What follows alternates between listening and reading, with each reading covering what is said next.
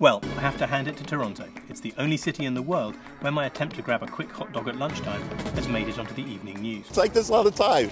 It's an incredibly vibrant restaurant city, from the sexy Mexican small plates, rampant tequilas and historic tostada at agave y aguacate. It's much, much, much better than any Mexican food I've had. To the gourmet food trucks and the chronically hip cocktails, deer tartare and kangaroo balls of the small town food company. I'm told there is also a wealth of Indian and Pakistani takeaways, but they surely can't all be as bad as King Palace, can they?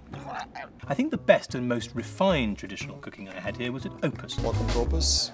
Where a troupe of old-fashioned Tonys, there really were at least 4 guys working there called Tony, served me some wonderful lobster ceviche, truffled pierogi and roasted chicken, and some of the greatest wines in the world, and just wasn't quite in tune with the times in which we live. Nathan Eisberg, on the other hand, is. In fact, he is way ahead of them.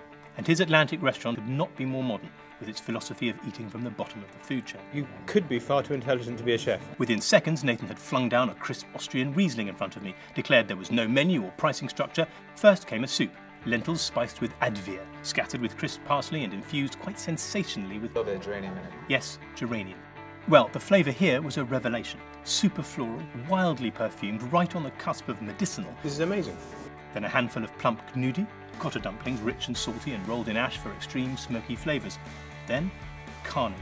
A black rice risotto with spruce tips and seedlings in which a dozen snails burrowed and delved as they might on your compost heap back home.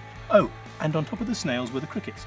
They do take on a flavour of whatever you feed them. And what do you feed them? Apples and herbs. Here they made perfect philosophical sense as an ingredient and were no more offensive on the teeth and tongue than a dry roasted peanut. The mad, challenging, soulful, serio-comic Atlantic was without question the most brain-affecting restaurant I encountered, an eating place that will not be to everyone's taste, possibly not even to most people's, but one which might just save the world.